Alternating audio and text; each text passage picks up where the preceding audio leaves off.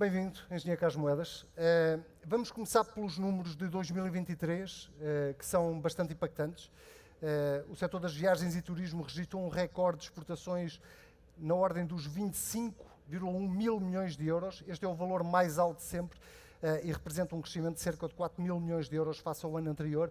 A minha pergunta é, e estou a falar do setor do turismo no seu todo, se acha que ainda há margem para crescer num país que, apesar de tudo, é um país pequeno, não é? Então, muito obrigado. E eu tenho que ligar aqui o microfone. Agora Conseguiu sim, ligar? agora está. Muitíssimo obrigado, Anselmo, muito obrigado a todos e cumprimento toda a audiência. Meu querido amigo José Manuel Bolieiro, que também está aqui, todos aqueles que estão aqui, o Mário Ferreira e todos, Zé Eduardo Muniz, com o gosto de estar aqui por uma razão muito concreta. E a razão concreta tem a ver com esta pergunta. Nós temos uma indústria absolutamente extraordinária que é o turismo e começamos a ver hoje em Portugal um certo discurso sobre o turismo e aquilo que pode ser negativo. O turismo é positivo, o turismo é muito importante para o nosso país e é essencial para a nossa cidade. Nós em há turistas a mais, não é? Há turistas a mais. Completamente. E eu penso que esse tipo de discurso é perigoso. É perigoso porque nós temos uma indústria do turismo que teve um imenso sucesso e não podemos culpar o sucesso com o insucesso dos outros. Ou seja, aquilo que nós temos de desenvolver e diversificar são outras indústrias, como estamos a fazer, seja na área da tecnologia, na área da inovação, mas não é diminuir o turismo. Nós temos que ter mais e melhor turismo e isso tem que ser claro e não podemos culpabilizar o turismo. Então, mas, só para esclarecer, na sua opinião, não há turistas a mais? Na minha opinião, e eu penso que é a opinião baseada em números, e podemos ir aos números, não há turismo a mais. Nós temos é que segmentar o turismo para ter turismo melhor, de mais qualidade, e é isso que nós trabalhamos todos os dias em Lisboa. E vamos ver, eu acho que é bom importar nestas coisas olhar para os grandes números. Nós temos hoje, em 2023, no fim do ano, uma excelente notícia. Pela primeira vez na história da região de Lisboa, chegámos a 20 milhões de dormidas. Ou seja, nós ultrapassámos aquilo que são os números de 2022, obviamente, mas também o número de 2019. Também cresceu no preço médio, não é? Tem duas coisas. O mais importante é que a nossa estratégia, conseguimos aquilo que queríamos na nossa estratégia, que era não só aumentar, mas aumentar a qualidade. E quando olhamos para os nossos hotéis, aquilo que nós vemos é que essas dormidas, que aumentaram para esses 20 milhões de dormidas, elas multiplicaram por 2 aquilo que é os proveitos do próprio hotel, dos hotéis em geral. O que quer dizer que conseguimos aumentar aquilo que é o lucro através da qualidade. E penso que aí sim nós temos um grande desafio. Como é que nós vamos conseguir cada vez ter um melhor turismo, que gaste mais, que contribua mais? E depois como é que esse turismo se harmoniza com as pessoas e com a vida da cidade? E por isso é importante que essa harmonização, que as pessoas sintam que o turismo lhes traz alguma coisa. Ou seja, o turismo não está aqui por ser turismo, está turismo porque traz emprego, traz qualidade de vida, deve trazer mais limpeza para a cidade, deve trazer mais coisas para a cidade e mais centralidade. Mas sente isso na sua relação de autarca com os municípios de Lisboa? Começa-se a criar alguma rejeição em relação ao turista, precisamente por causa do trânsito, por causa da limpeza ou da falta dela? Há alguma rejeição dos municípios de Lisboa em relação ao turismo? Não, é muito interessante, porque como autarca, um dos grandes gostos que tenho é andar na rua. E aquilo que se diz na rua é muito diferente daquilo que se diz nos mídia, em geral, e aquilo que ouvimos na televisão. Não vai começar a atacar os mídia? Não, de maneira nenhuma. Mas há efetivamente diferenças. Obviamente, os mídias, as pessoas estão, há comentadores, há políticos, e aqui os políticos têm trazido esse discurso e, obviamente, os comentadores comentam. E bem, não estou a criticar nada. Mas quando estamos na rua a falar com as pessoas, o comportamento é diferente. As pessoas, primeiro, sabem que dependem do turismo. Muitos lisboetas dependem do turismo, dependem do seu emprego, da sua vida. E quem viveu como nós vivemos durante o Covid, sabe aquilo que aconteceu durante aquela altura. As pessoas deixaram de ter emprego e deixaram de ter como pagar a sua mensalidade, a sua renda, a escola dos seus filhos, não tinham, porque o turismo é muito mais em Lisboa. Se formos só à cidade de Lisboa, é 28% da riqueza gerada. Portanto, são muitos empregos e são muitas vidas. E, portanto, essas vidas respeitam o turismo e gostam do turismo. Agora, é preciso que esse turismo realmente se centre naquilo que é a qualidade de vida das pessoas. E quando dizia, eu afirmei que quero aumentar a taxa turística, e sei que isso que estou a dizer aqui nesta plateia, obviamente não é a plateia certa para o dizer, que quero aumentar a taxa turística, mas eu não quero aumentar a taxa turística no sentido negativo, quero aumentar no sentido positivo, que é que exatamente as pessoas, e aquelas que hoje muitas vezes estão nas suas casas e dizem turismo a mais, e estão a ouvir na televisão, e estão a ser bombardeadas, vejam, não, este turismo está a contribuir para o meu bem-estar, e o meu bem-estar é ter a cidade mais limpa. Por exemplo, nós chegámos, e no ano passado a nossa taxa turística chegou quase a 40 milhões de euros. Portanto, nós temos que investir esse dinheiro, não só em novas centralidades e novas ideias, mas também na limpeza da cidade. Duas perguntas sobre isso, já que introduziu esse tema, e parece que estava a ler o meu guião. A primeira pergunta, não teme que um aumento da taxa turística afaste turistas? Não, eu acho que um aumento aqui da taxa turística pode aumentar a qualidade do nosso turismo. E a grande concorrência que nós hoje segmentar mais, é isso? Segmentar mais. E segmentar por cima. A nossa segmentação em Lisboa, ela está definida. Nós segmentámos em Lisboa e na região de Lisboa, por exemplo, para ir mais para os Estados Unidos da América. O ano passado tivemos 2,5 milhões de que vieram dos Estados Unidos da América, portanto estamos a falar nessas dormidas 2,5 milhões, o que é mais 1 milhão do que Espanha, por exemplo. Portanto, houve um segmento que apostámos, o segmento dos Estados Unidos, o Canadá, que é muito mais pequeno, deve estar mais ou menos em 500 mil, mas apostámos nesse sentido. Apostámos em segmentos também na cultura. Lisboa tornou-se a cidade dos eventos, dos grandes eventos. Não foi só o caso da Jornada Mundial da Juventude, que é muito específico, mas o Rock in Rio, o Nós Alive, todos os espetáculos que se passam nesta cidade, e portanto também segmentámos por aí, e sempre neste sentido de aumentar a qualidade e de conseguir ter maior qualidade. O que é que nós sabemos? As pessoas com poder de compra querem vir para o seu city break, querem vir durante o fim de semana, gastam mais, consomem mais, e quando eu digo gastam mais, consomem mais, é mais emprego, mais qualidade de vida, e isso é importantíssimo. Mas desculpa, o Anselmo fez-me uma pergunta que eu queria responder com números. Disse, mas não há turismo a mais? Não, não há turismo a mais. Nós temos entradas na cidade, temos 546 mil lisboetas, certo? Mas todos os dias há 1 milhão de pessoas na cidade, entre aqueles que são lisboetas e aqueles que vêm de fora. Em termos turísticos, entram na cidade à volta de 35 mil pessoas a mais todos os dias. 35 mil pessoas em 546 mil seriam 6%. Num milhão são 3%. Ou seja, não se pode dizer, nem se pode comparar a esta situação com uma situação como Veneza ou outras cidades como Paris, porque não é comparável. Ou Nova Iorque. E, portanto, ou Nova Iorque.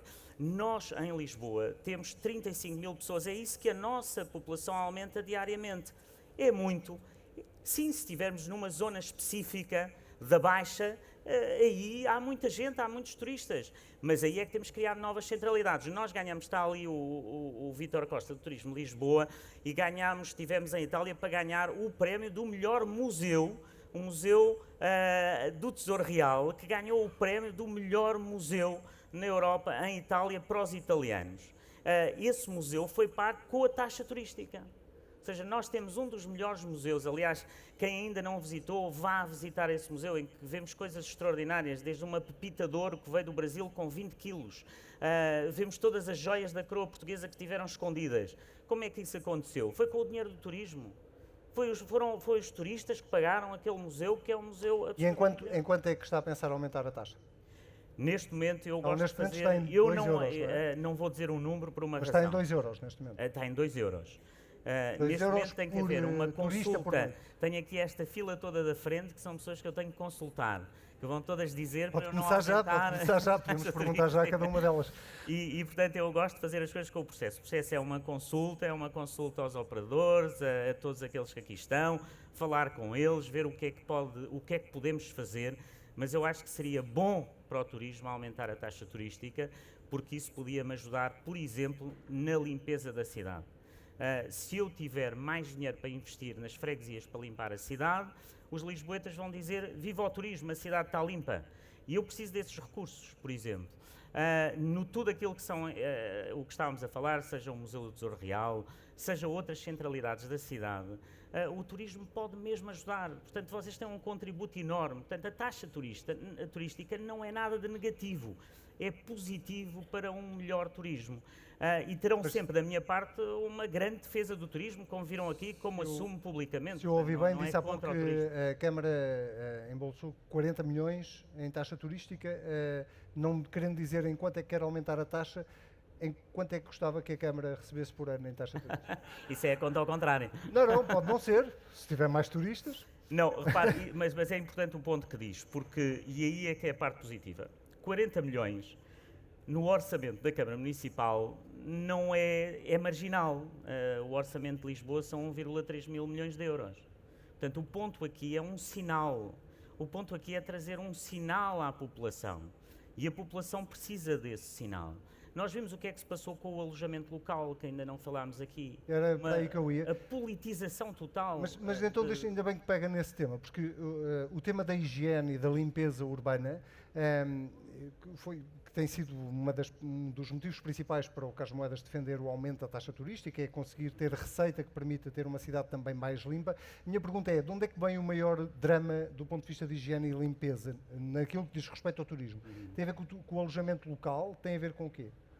Eu penso que o alojamento local, o problema é que muitas pessoas chegam a Lisboa, vão para o alojamento local, não conhecem as regras. E depois saem do alojamento local, deixam um saco de lixo à porta. E isso não pode acontecer. Mas eu pergunto isso porque os tem que haver hotéis, uma à partida, estão mais preparados para... Estão mais preparados, mas há realmente, e as freguesias sofrem muito com isso, especialmente as freguesias com mais hotéis, em que nós precisamos ter aqui mais limpeza. E eu, para ter mais limpeza, preciso de mais recursos e, portanto, sobre isso, para mim é claríssimo e espero que todos os que estejam aqui não tomem isto como negativo, mas como algo de positivo. Os cruzeiros, durante 2 anos, eu lutei para que os cruzeiros pagassem taxa turística. E conseguiu? Não é pelo valor, é pelo sinal, porque todos têm que contribuir. E conseguimos, finalmente, que os cruzeiros passem a pagar a taxa turística. Qual é o valor disso? Olha, é 1 milhão de euros. É marginal, mas é importante, é um sinal que foi dado e eu agradeço a todos, aos operadores, ao Porto de Lisboa, a todos aqueles que ajudaram, mas é um sinal necessário para a cidade. Deixe-me ir então ao tema do alojamento local, porque é outra das perguntas que lhe devem fazer em todas as conversas sobre o turismo, que é: o alojamento local é o grande responsável pela falta de habitação em Lisboa? Não. Mas contribui? Vamos outra vez hoje, sabe, eu sou um homem de números e quando me perguntam, gosto de que as pessoas saibam os números. Durante 7 anos, até 2019, em que não havia nenhuma regulamentação do alojamento local, o alojamento local aumentou de 500 unidades para quase 18 mil unidades. Esta é a realidade. Portanto, não havia regulação, aumentou até 18 mil unidades. E depois, muito à portuguesa, de repente, faz-se uma regulamentação e a situação estabilizou. E agora o Governo vem com uma lei, mais habitação, e diz há 20 mil alojamentos locais em Lisboa. Não é verdade. Há 20 mil registros.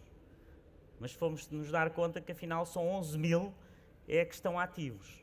E, portanto, estamos a falar em 11 mil registros ativos de alojamento local. Que é para si um número aceitável para uma cidade a questão aqui no número, não é, ele é aceitável no global. O que ele não é aceitável é, por exemplo, em Santa Maria Maior, ou na Moraria, ou na Graça, o número que há. E, portanto, aí fez-se um erro. Agora, obviamente, travamos e não há mais licenças nessas zonas e nessas freguesias. Agora, o Governo vir e dizer que nós não podemos ter mais licenças de alojamento local até 2030 se tivermos como condição termos uma carência habitacional. Ora, Lisboa, por definição, terá sempre carência habitacional. É a capital do país, por muito que façamos, e já estou a investir 560 milhões em habitação, nós estamos a falar 11 mil registros, aquilo que nós estamos a produzir todas as semanas em termos de habitação, ultrapassará isso muito rapidamente, mas no fundo nós temos que olhar para o problema e dizer não, o alojamento local não é o problema. Agora, o alojamento local neste momento, dizer que até 2030 já não posso ter nenhuma licença de alojamento local, seja em Benfica ou em Santa Clara, quer dizer, não faz sentido nenhum. Mas há um número dado por um estudo da Fundação Francisco Manuel dos Santos que diz que precisamente nas zonas de contenção do alojamento local, imagino que algumas das freguesias que citou sejam essas zonas, o preço do mercado de arrendamento baixou 9% só por se ter criado essas zonas de contenção. Volto à minha pergunta original. Se o alojamento local não é o responsável ou o principal responsável pela carência de habitação ou pela dificuldade que os lisboetas têm em viver em Lisboa, não deixa de contribuir para o aumento dos preços, ou não? Não, mas esse estudo, e eu tive a opinião de ver com a Fundação Francisco Manuel dos Santos, já há um tempo, não tenho agora o detalhe, é um estudo que está não a referir-se àquilo que foram estamos a falar de 2019, quando não havia ainda nenhuma regulamentação, e quando nós estamos a dizer que na Baixa, vamos só lembrar aqui de uma coisa, quando houve o incêndio do Chiado, viviam 14 pessoas, 14 famílias, peço desculpa, na Baixa, ou seja, ninguém vivia na Baixa. Ou seja, nós estamos aqui, temos que olhar para o passado e também ver aquilo que existia. Hoje nós temos uma Baixa completamente renovada, com bons hotéis, com remodelações de habitação, mas ninguém vivia na Baixa nessa altura. A Baixa não foi... Então, e agora quem vive na Baixa não são os Queremos turistas? ter mais pessoas na Baixa, queremos ter mais habitação na Baixa, mas obviamente que a Baixa vai ter sempre muitos hotéis e vai ter alojamento local. E não sou eu, porque eu, quando cheguei, no fundo fizemos uma suspensão das licenças e, portanto, desde que cheguei não dei licenças de alojamento local exatamente nesses sítios. Mas O que deu eu de estou contra hotéis- é não poder dar noutros sítios. Mas deu de hotéis, que é uma coisa muito criticada, sobretudo pelos partidos mais à esquerda. Passa-lhe pela cabeça reduzir o número de licenças ou cortar, como fez com o alojamento local, para Isso novos então, hotéis? Ou também não há hotéis a mais em permita-me só Lisboa? que diga uma coisa, vou-lhe contar um caso específico. Não é o Presidente da Câmara que diz que dá um hotel. Há um plano diretor municipal, há regras. Essas regras são escritas e são direitos adquiridos dos promotores e daqueles que investem na cidade. Quando a pessoa compra um terreno que no plano diretor municipal diz que pode fazer lá uma determinada hotel ou um equipamento, o que seja, essa pessoa tem esse valor, é um valor que a cidade lhe deu. Tivemos um caso há pouco tempo, na Câmara Municipal, em que há um hotel, que há a aprovação de um hotel, e em que os vereadores da oposição decidiram votar contra. O que é que aconteceu? O promotor Ganhou. levou a Câmara a tribunal e ganhou, obviamente, porque ele tem esse direito. Sim, mas, ó, Portanto, há uma os fantasia PDMs política. também se mudam, Não, mas não é? não podemos ter essas fantasias políticas. Agora, não podemos mudar o PDM e dizer, olha, só com o PDM demora pergunta é- 3, 4 anos, 5 anos a Qual mudar. qual é a sua perspectiva sobre esse tema? Há hotéis a mais? Não há hotéis a mais? Não, Lisboa precisa de mais hotéis? eu não sei se Lisboa precisa de mais hotéis e os hoteleiros que estão aqui o dirão melhor. Mas os hotéis que estão a ser construídos, eles estão a ser construídos porque há procura para esses hotéis. Porque os proveitos dos hotéis multiplicaram-se por 2. E, portanto, há procura para esses hotéis. Agora, há uma coisa que eu digo sempre aos hoteleiros e digo às pessoas do turismo. Lisboa tem uma alma única. E, portanto, nós não podemos perder essa alma. E, portanto, eu tenho que estar, e estou todos os dias, quando vejo, onde é que estão as lojas com história. O que é que eu posso fazer para que essas lojas se mantenham? O que é que eu vou conversar com um hoteleiro e dizer que ele tem que ter uma loja típica em vez de mais uma loja igual a todas as outras? Porque um americano que vem de Boston ou que vem de Nova Iorque não vem a Lisboa para ver a Starbucks no Rossio. O que ele quer é ver essa alma. Mas isso é uma luta de todos os que estão aqui. Não é uma luta só do Presidente da Câmara. Agora, claro que tenho muita tristeza quando vejo a livraria Ferran a fechar. Obviamente tenho muita tristeza e penso que a Câmara tem o seu papel. Mas é quase E um se for contrassenso, preciso, não a é? Que Câmara é, tem que ter Lisboa esse tem mais, papel. é quase um contrassenso, ou um paradoxo, que é, se há mais turistas, porque é que o comércio tradicional continua a morrer a esse ritmo? É porque não consegue suportar as rendas? Porque muitos é não porque se não há foram procura? Há vários pontos. Um tem a ver com as rendas, e nós isso estamos a proteger com as lojas com história, mas há também um adaptar aos tempos modernos, não é?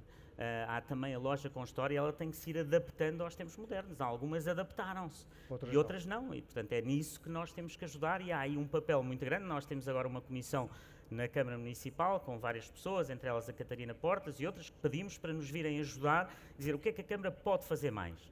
Podemos nós ter lojas que compramos e alugamos a um preço mais baixo para determinado comércio local. Se for preciso, fazemos. Estou disposto a isso, porque acho que é importante para todos. Mas o mais importante aqui é que, aí há 2 anos, quando o Richard Quest cá esteve, ele fazia uma peça na CNN que chamou A Alma de Lisboa. E nas conversas, 2 ou 3 que tivemos com ele, e o Anselmo também esteve presente, era essa ideia realmente para quem vem a Lisboa há algo de diferente. Não só o turista, mas também aqueles que vêm para cá, os famosos unicórnios, e que vêm e ficam e vivem, eles vivem porque sentem um sentimento de pertença muito único na nossa cidade. E isso é a minha preocupação de todos os dias. E é a preocupação daqueles que querem um turismo melhor e, portanto, é nisso que Falou trabalhamos. aí há pouco a propósito da segmentação, da importância do mercado dos Estados Unidos. A verdade é que esse mercado também cresceu muito porque se abriram novas rotas aéreas para os Estados Unidos. E cá está uma pergunta que eu aposto que nunca ninguém lhe fez, que é sobre o novo aeroporto. Se o seu partido vencer as eleições, já disse que vai fazer uma coisa que também nunca ninguém tinha feito, que é estudar a nova localização do aeroporto. A minha pergunta é, se o senhor fosse primeiro-ministro sobre o aeroporto, não seria mais Pedro Nuno Santos? Bom, primeiro, a posição do Presidente da Câmara de Lisboa, ela não se tem que centrar sobre nenhum partido. Por isso O mesmo meu é que eu partido tenho a certeza que me vai Lisboa. responder de forma livre, E, portanto, a minha... esquecendo que estamos em campanha eleitoral. Não, estamos em campanha eleitoral. É verdade, tenho que ter esse cuidado, agora esqueci-me, mas vou voltar a um modo mais sério. Aquilo que eu não serei um empecilho à decisão. Nós temos de decidir e já. Está ali o Francisco Calheiros, já falámos muitas vezes. É decidir e eu não serei um obstáculo. Agora, se não decidirem, tem o Presidente da Câmara de Lisboa à perna. Todos os dias, seja qual for o governo. Mas faz-lhe algum sentido que o Luís Montenegro diga que vai criar um grupo de trabalho dentro do PSD para estudar a localização, depois de haver uma comissão técnica independente? Eu penso que essa conversa, obviamente, foi um bocadinho empolada, porque estamos em campanha eleitoral. O Luís Montenegro, na altura, pegou no dossiê e deu a pessoas que são técnicos para olharem para o dossiê, mas não foi contra a Comissão Técnica. A Comissão Técnica foi respeitada, até porque foi o próprio PSD que a propôs na altura. Portanto, nós não estamos aqui a falar em não respeitar. Eu respeito a Comissão Técnica, o que eu quero agora é uma solução. E, sinceramente, vou dizer aqui, vou exagerar e vou aqui enfatizar. Seja qual for a solução, que esteja em Lisboa, porque tem que ser o aeroporto de Lisboa, peço desculpa, não pode ser uma solução, não seja em Lisboa. Que tenha essa proximidade de Lisboa. Que tenha um hub internacional. Sim. E que rapidamente se tome a decisão, eu estarei com qualquer decisão. Estarei mesmo. Porque quem tomar a decisão tem muita coragem. Seja o governo A ou o governo B, se tomarem a decisão no primeiro dia, obviamente que metade da população vai estar contra, a outra metade vai estar a favor. Qualquer decisão, desde que não seja Santarém, não é? Desde que seja Poceirão, Alcochete ou Montijo. Não vou responder, Quando disse, desde que seja em Lisboa, a última vez que eu olhei para o mapa, Santarém não era Lisboa. Sobre isso já disse que acho que Santarém está muito longe de Lisboa. Sim. Pronto, mas e quando Beja também está tem que se decidir, vou-lhe pôr a pergunta de outra maneira. Se a AD vencer, se o PS ganhar as eleições, já sabemos o que é que faz. A questão que existe é, ninguém sabe o que é que a AD vai fazer se ganhar as eleições com o aeroporto. Mas isso tem que perguntar ao Luís Montenegro, que vai ser o próximo Primeiro-Ministro. Muito bem, mas tem a convicção de que haverá uma decisão rápida. Eu, como Presidente da Câmara de Lisboa, vou exigir a qualquer governo uma decisão, não é rápida. Eu disse uma vez que devia ser a primeira decisão do primeiro Conselho de Ministros. Repito, disse uma vez que e deveria ser a primeira decisão do primeiro Conselho de Ministros de qualquer governo. Não vou mudar isso por ser o meu partido ou ser outro partido, não, é o que sempre disse. E, portanto, temos mesmo que avançar. Nós não podemos estar mais tempo à espera. A cidade, aliás, está a falar se há turismo a mais. Com o aeroporto que temos, a limitação é clara.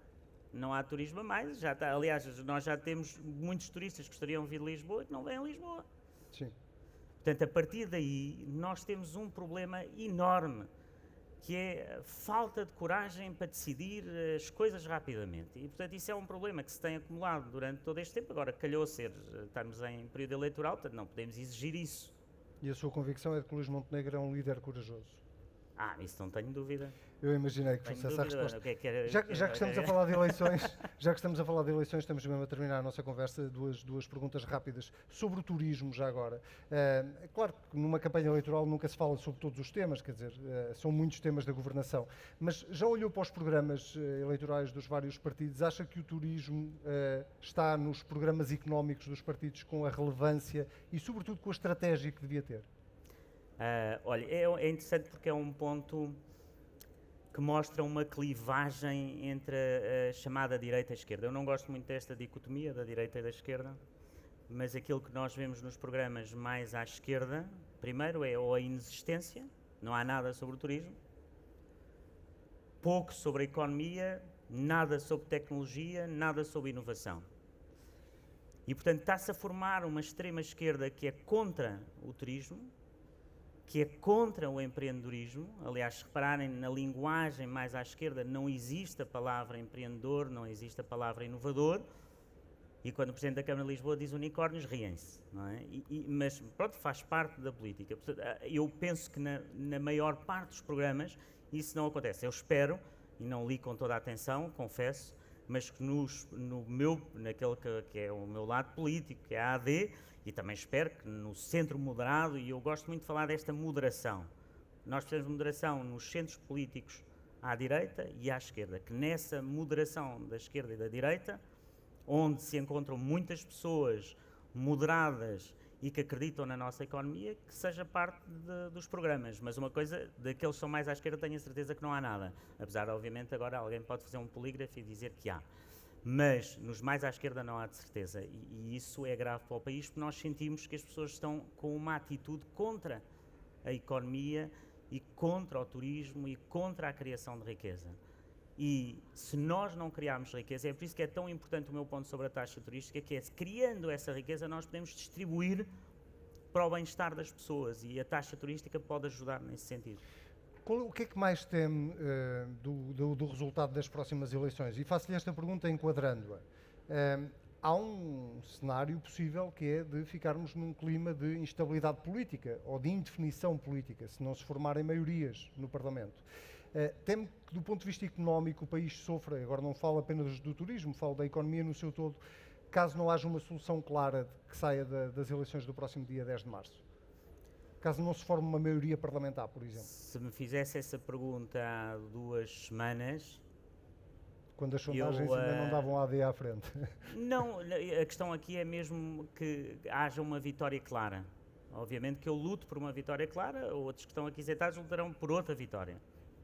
Se nós conseguirmos ter essa vitória clara, eu acho que é importante que as pessoas percebam, tem que haver uma vitória clara. Uma vitória Cada um clara de nós, eu agora não estou aqui, não estamos aqui, eu estou aqui mesmo, estava a falar de turismo, estamos a desviar a conversa. Não, aquilo que eu falar gostava da economia era no seu que todo. os moderados, e há moderados de um lado e moderados do outro, que ou ganhem uns ou ganhem outros, mas que não ganhem os extremos. Isso é o que me preocupa no nosso país e é o que me preocupa para os meus filhos. É os extremos. E os extremos, eles podem estar na extrema-direita, mas também estão na extrema-esquerda, como nós vimos hoje aqui com a chegada do Luís Montenegro. Aquilo que aconteceu hoje é muito grave. Acha que há uma instrumentalização política destes ativistas? Mas o Anselmo tem alguma dúvida? Não sei. Não, é que não há dúvida nenhuma. Porque quem faz isto não está a lutar o combate às mudanças climáticas. Isto é um ato político. Mas um ato político que não tem nada a ver com instrumentalizado por partidos políticos? Eu não tenho pergunto dúvida. isso porque o Melo insinuou mesmo. Quero uma resposta clara, não tenho dúvida nenhuma. E quer dizer que partidos é que são? Não, obviamente que não tenho qualquer prova sobre isso e não sou eu que vou aqui fazer essa afirmação bombástica só porque o Anselmo apetece-lhe agora tirar uma... Não, é só buscar a pergunta óbvia. É só buscar a pergunta óbvia. Não, obviamente. Deixa-me voltar aqui ao tema da... Aliás, já tem havido outros, eu próprio... na Câmara Municipal também o tivemos e, portanto, há isto. Deixa-me só voltar, mesmo para terminar, ao cenário pós-eleitoral do próximo dia 10. Quando diz é preciso uma vitória clara, ou uma maioria clara, acha que a AD devia falar em maioria absoluta, devia pedir maioria absoluta? Para ter essa vitória clara, digo. Estou só irônico. Isso é uma pergunta que só o líder do PSD é que pode responder. Acha que a nossa história política mostra que há muitos que pediram a maioria absoluta e depois arrependeram-se. E outros que não a pediram e tiveram, não? Pediram e tiveram. Mas acredita nessa maioria absoluta? Não, eu não estou aqui para fazer cenário. Está bem, mas estou-lhe a perguntar se acredita que é possível. Não, acredito que vai haver uma maioria clara, ponto. Sem Chega? Eu sempre, quer dizer, sobre isso, quem me conhece sabe que sempre foi essa a minha posição. Muito bem, Carlos Moedas, muito obrigado. Gostei muito desta conversa consigo. Obrigado. Obrigado. Até já.